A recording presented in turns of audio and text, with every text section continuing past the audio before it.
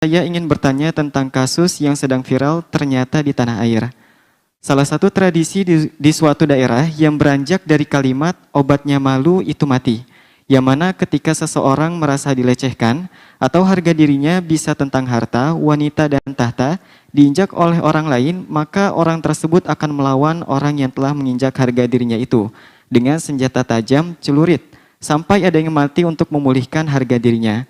Tradisi tersebut disebut carok di Madura. Pertanyaannya, apakah hal tersebut bisa disamakan dengan hukum kisos dalam Islam? Dan apakah itu diperbolehkan dalam Islam? Terima kasih Buya. Wassalamualaikum warahmatullahi wabarakatuh. Waalaikumsalam warahmatullahi wabarakatuh. Menyebut kisos. Kisos adalah hukum imamah. Hukum amaliyah, hukum fikih terbagi 3.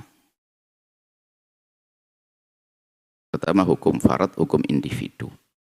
Hukum secara umum, pembahasan fikih dengan bertebal-tebal kitab itu terbagi 3. Hukum farad, hukum pribadi individu. Yang semua orang boleh melakukannya dan tidak ada yang mengganggu. Sholat, puasa, Anda bisa melakukan. Tanpa melibatkan pemerintah. Masa puasa saja ngelihat pemerintah? Tidak melibatkan pemerintah. Yang kedua adalah hukum qadha. Nggak boleh Anda selesaikan sendiri, harus Anda datang ke qadhi. Hakim adalah persengketaan tentang harta dan sebagainya. Maka diselesaikan. Yang ketiga adalah hukum imamah. Hukum imamah itu yang bisa menjalankan hanya pimpinan tertinggi, imam atau presiden, dan petunjuk atau bawahan presiden, maksudnya ya bawahan-bawahan yang menjalankan tugas presiden, tugas imam. Nah, termasuk kisos tidak bisa dilakukan oleh orang per orang. Hukum had, cambuk, zina dan sebagainya tidak boleh dilakukan per orang. Hukum imamah. Jadi yang menjalankan adalah imam. Di saat imam tidak menjalankan bukan berarti kita boleh menghakimi sendiri. Tidak. Tidak diperkenankan. Karena kalau diizinkan itu bahaya. Sekedar dugaan saja kita sudah bisa menghukumi nanti, na'udzubillah. Dugaan membunuh langsung dibalas dengan bunuhan. Padahal yang membunuh orang lain. Maka kenapa harus melibatkan pemerintah, negara? Karena apa? Dia punya perangkat di dalam untuk menginterogasi, mencari data, dan juga membuktikan kebenaran siapa pelakunya. Karena mereka punya perangkat yang lengkap, kan begitu. Jadi hanya, oh saya dibunuh, adik saya dibunuh oleh dia. Belum tentu. Bisa jadi adalah orang yang dikambing hitamkan. Hanya karena ada di situ, lalu dituduh. Ada yang membunuh yang lainnya, bisa jadi semuanya seperti itu. Jadi makanya hukum imamah tidak boleh kita lampaui. Bahaya sekali. Apalagi nanti kalau kita perlebar hukumannya, misalnya dalam Islam murtad keluar dari Islam harus dibunuh. Wah, ini kacau. Apalagi ada sekelompok orang yang dikit-dikit mengkafirkan orang lain, murtad, dibunuh dong, habis negeri ini, bubar, berantakan, perang parekrek. Perang keluarga nanti, bahaya. Hukum imamah, ini selesai, tolong waspada. Anda jangan masuk wilayah itu. Karena imam yang menegakkan. Kalau ternyata imam belum menegakkan, Anda pun tidak boleh menegakkan sendiri rumah Anda. Kisos dan yang lainnya dan lainnya.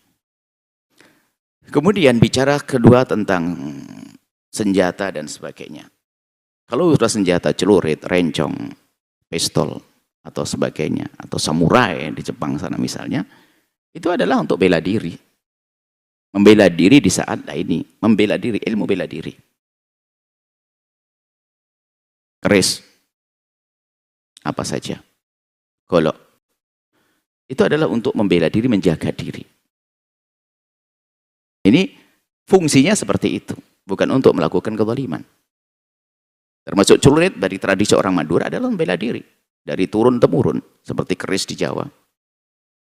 Atau senjata di mana, rencong di Aceh sana misalnya. Jika masih ada, senjata ada. Untuk membela diri, menjaga dari ancaman-ancaman sesuatu yang tidak diinginkan. Nah, di saat kita mau dibunuh oleh seseorang, maka kita boleh membela diri biarpun sampai terjadi nanti. Namanya dalam bahasa fikihnya tafus soil. Jadi kalau kita didolimi seseorang, kita bisa membela diri untuk menyelamatkan diri biarpun sampai terjadi misalnya pembunuhan di situ. Tapi bukan Anda ingin membunuh dia, karena Anda membela diri. Nah, membela diri harus diajar. Makanya itu adalah wilayah ilmu membela diri. Seperti celurit adalah juga senjata untuk bela diri. Seperti yang lainnya. Kemudian kalau kita masukkan obatnya malu adalah mati, ini ada dua kutub ekstrim. Kutub ekstrim. Kalau di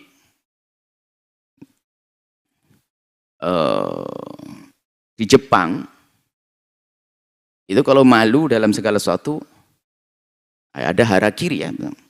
Apa harakiri ya, betul? Yang pernah ngerti? Bunuh diri. Nah ini kan juga kacau. Ya, kereta cepat, wah mati. Lompat kereta cepat atau bunuh diri. Itu tidak benarkan. Malu karena sesuatu bunuh diri. Kenapa? Dia tidak punya akhirat. Bukan orang Jepang maksudnya, tradisinya. Kalau kita bicara tentang celurit Madura, bukan orang Maduranya, ya kan? Kebiasaannya orang Madura tergolong orang yang sangat kuat menjaga kehormatan keluarga. Jadi termasuk orang yang punya fanatik beragama yang kuat itu adalah di kampung Madura. Sampai guyonannya orang Madura murtad itu aneh, kan begitu ya. Orang Madura, jadi orang Madura itu berpegang kepada agama kuat. Seperti ya itu. Kita kembali kepada itu. Harakiri, bunuh diri dan sebagainya itu adalah satu kutub. Kemudian dia tidak punya Tuhan karena apa? Malu ya malu. Padahal kalau orang berdosa di dalam Islam kan bertobat selesai. Allah ampuni tobatnya, dia membuat perubahan dalam dirinya. Setelah itu diterima oleh Allah, hidup di masyarakat, diterima dalam Islam. Bahkan pendidikan dari baginda, maka indahnya Anda yang mengerti Islam atau selama ini belum kenal Islam, kenalilah Islam. Nggak boleh orang berdosa lalu kita hinakan. Suatu ketika ada seorang laki-laki pemabuk, dihukum, dipukul, kan dicambuk, dipukul begitu. Lalu ada sahabat Nabi mengatakan, terhinakan, azakallah, terhinakan kau. Ada orang ngomong begitu. Jadi ada orang menghinakan seorang.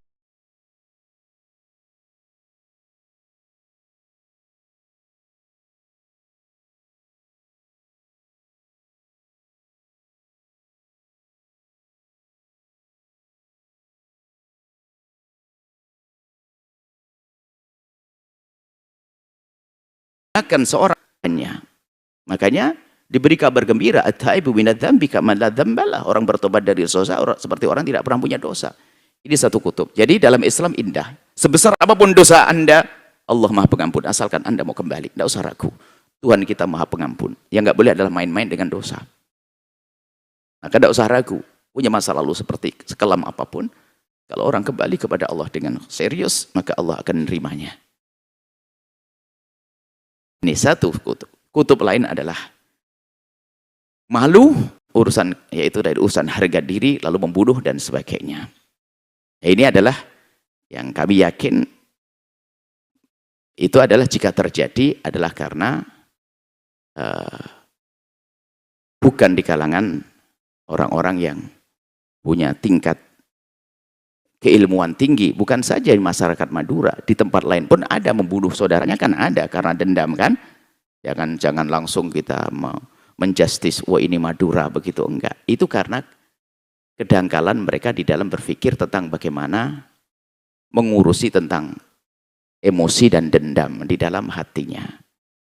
Nah, pada dasarnya itu adalah sebetulnya ungkapan kecemburuan. Jadi cemburu. Sampai bahasa ada satu penyair mereka mengatakan, aku kalungkan celurit di leher istriku, maksudnya jangan kau main-main dengan istriku, akan aku bunuh kau dengan celuritku. Seperti itu bahasanya. Bukan berarti langsung dibunuh beneran.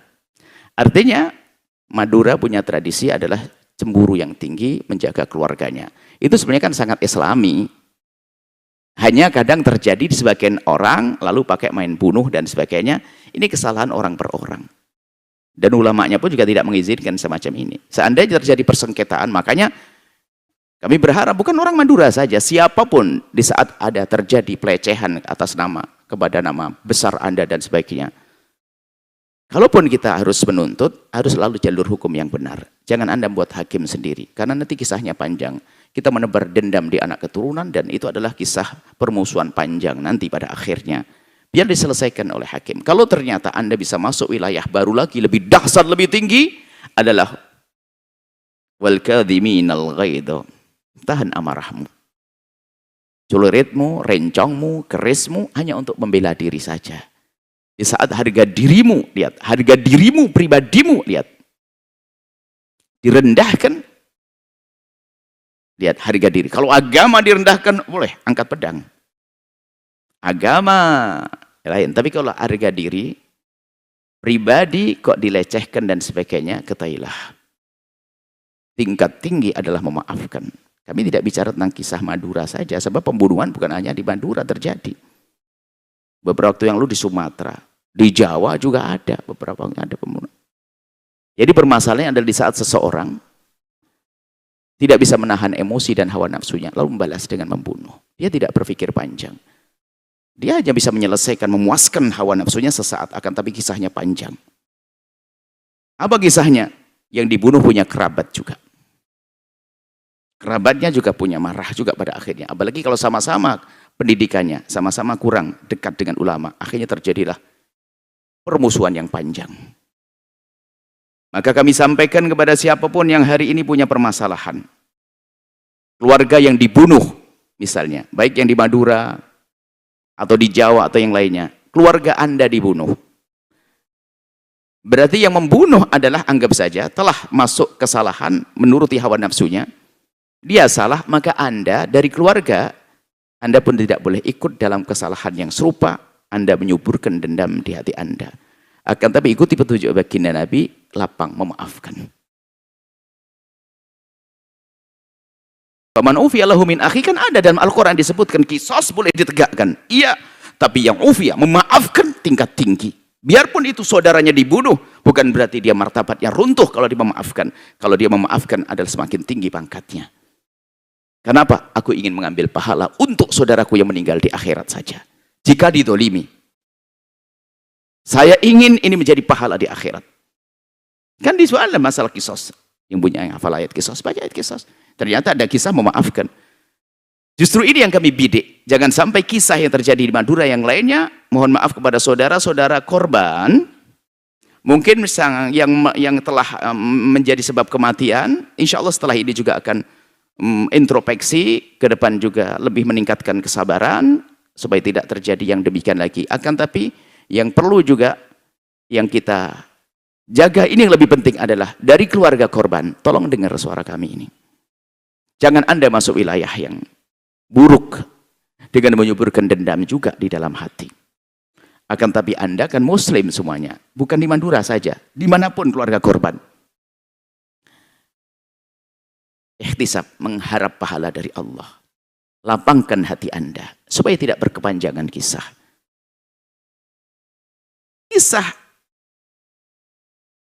Bahkan ada satu kisah di Amerika sana, seorang pembunuh ternyata dimaafkan oleh keluarga yang dibunuh. Di negeri yang luar biasa seperti itu ada banyak kisah semuanya. Jadi lapang hati memaafkan. Makanya slogan tadi, obatnya malu adalah mati. Hendaknya ini harus diramu dengan syariat, diramu dengan akal sehat, diramu dengan cinta, supaya kalaupun orang harus mengangkat pedang di jalur yang benar. Jadi jangan main tebas pedang, main tusuk dan sebagainya. Kisahnya panjang kisahnya. Dan kami ingatkan Anda, saya tidak bicara tentang yang membunuh. Jika Anda membunuh seseorang, biarpun orang itu layak dibunuh, tapi cara Anda tidak benar. Kenapa kok harus lewat mahkamah? Lewat mahkamah itu agar tidak terjadi permusuhan antara orang dengan orang. Indahnya dalam Islam. Jika orang itu harus dikisos, dibunuh, tapi biar mahkamah yang menangani, tidak akan menumbuhkan dendam di umat nanti. Coba kalau Anda, misalnya keluarga Anda dibunuh seseorang, atau diperlakukan seperti apa, lalu Anda berbuat langsung membunuh, dia juga punya pecinta. Yang terjadi pecintanya membenci Anda, Dan Anda pun juga tidak lama Anda akan meninggal, tapi benci akan tertanam di keturunan Anda. Permusuhan yang panjang. Silaturahmi akan terputus. Justru nasihat ini yang lebih perlu kami hadirkan. Biasakan dengan kelapangan hati. Jangan terus menumbuh suburkan. Jangan dikatakan pengecut. Oh bukan. Pengecut itu adalah di saat agama Allah diganggu, lalu Anda diam, Anda pengecut. Tapi urusan pribadi kita dicaci dan diolok, tidak akan mengurangi apapun. Tidak akan mengurangi apapun, akan diangkat derajat kita oleh Allah. Kita direndahkan dan sebagainya. Keluarga yang mati, ufiyalahu min akhi. Kalau ada memaafkan, adalah tinggi. Akan jadi pahala besar buat saudara kita yang meninggal. Akan menjadi pengangkatan derajat. Karena punya keluarga yang baik, yang lembut. Kemudian akan terputus nanti permusuhan. Dan tidak dihadirkan oleh Islam. Dihadirkan oleh Islam. Keindahan. Seperti itu ya. Semoga slogan tersebut bisa diramu dengan akal dan syariat. Nah, cuman kadang karena pergaulan yang salah, bahasa lain dibombong, diucu-ucui. Lu pemalu, penakut lu digituin, saudaramu tuh. Kadang bahasanya merendahkan, pengecut kau, nggak tanggung jawab, saudaranya digituin, dibiarin saja. Awas, jangan mendengar bisikan-bisikan yang menjadikan Anda bermusuhan dengan saudara Anda. Saudara seagama, saudara satu suku, satu bangsa. Kita perlu ilmu damai, ya Allah. Contoh ada pada ulama-ulama terdahulu. Al-Quran juga disebutkan, nanti kisah-kisah tadi Anda baca surat kisah, bagaimana memaafkan dalam urusan kisah. Berhak menuntut untuk dikisos. Akan tapi setelah itu memaafkan. Dahsyat, tinggi, istimewa, memutus kebencian, maka diangkat derajatnya oleh Allah. Memutus permusuhan. Dan kami berharap, keluarga yang dibunuh, Anda mendengar suara ini. Keluarga yang meninggal, kami tidak mengatakan dibunuh karena sama-sama berantem. Keluarga yang meninggal adalah Anda harus menjaga hati Anda. Jangan sampai kena umpan setan, lalu Anda juga menyusun rencana mengikuti dendam yang tersembunyi, sehingga permusuhan tidak akan berakhir. Na'udzubillah, yang tepuk tangan adalah syaitan. Syaitan yang yuki bainakumul adawah wal baghdha, yang memang setan itu setiap hari mengadu domba di antara kita, membuat permusuhan di antara orang yang beriman agar masuk neraka sama syaitan. Kami tidak bicara tentang khusus Madura saja, akan tapi kepada semua, ayo Anda jangan berani membunuh, menyakiti siapapun hamba Allah. Menyakiti saja jangan, apalagi membunuh. Kalau ternyata ada seseorang yang berhak untuk dibunuh karena membunuh saudara Anda, penegak hukum yang menjalankan. Jangan dilakukan sendiri. Kenapa? Kalau Anda melakukan sendiri, belum tentu itu benar. Jangan-jangan yang bunuh bukan dia. Kemudian setelah itu apa? Karena akan menumbuhkan pemusuhan. Sampai tukang kisos, indahnya. Tukang kisos ditutup mukanya. Supaya tidak ketahuan siapa yang menggal lehernya. Kalau tukang kisos kelihatan mukanya begini, nanti takut saudaranya tuh tahu bahwasanya, oh yang bunuh dia yang menggal leher bapak saya. Tutup. Dianjurkan untuk ditutup. Tukang kisos tidak ketahuan siapa. Bahkan kadang dalam kalau kita mendengar, jika ada satu orang yang harus dibunuh dengan senapan, itu yang bunuh adalah misalnya 4 orang, itu yang dikasih peluru hanya 2 tok, yang 2 enggak. Jadi yang tidak merasa terbeban bunuh nih kisosnya. Jadi ada 10 pasukan yang akan membunuh orang yang akan dibunuh, ditembak, hukum tembak, itu tidak semua dikasih peluru, hanya 2 atau 1. Yang lain nggak tahu siapa, pokoknya pencet bareng-bareng, ibaratnya begitu. Secara pribadi sang algojo ini juga tidak ada beban. Sampai keluar nanti dimusuhi orang. Wah, ente yang bunuh bapak saya ya. Indahnya Islam itu seperti itu. Maka tolong berpeganglah kepada Islam. Dalam keadaan marah sekalipun, Anda akan ketemu jalan yang baik, yang benar. Semoga yang meninggal dunia adalah juga ahli la ilaha illallah. Semoga Allah ampuni. Kalaupun punya kesalahan, Allah maafkan, Allah ampuni. Dan keluarga yang ditinggal juga dilembutkan, diberi ketabahan, kesabaran. Adapun yang telah menjadi sebab kematiannya juga Allah beri bimbingan juga petunjuk sehingga bisa menjalin hubungan baik dengan keluarga yang dibunuh sekalipun, sehingga tidak terjadi permusuhan yang berkepanjangan. Ini bukan kisah Madura saja, tapi yang lainnya juga. Semuanya. Ayo kita hidup damai di dunia hingga di akhirat. Wallahu a'lam bishawab. Setelah Anda menyaksikan video ini, Jangan lupa berselawat kepada baginda Nabi Muhammad sallallahu alaihi wa alihi wa sahbihi wasallam.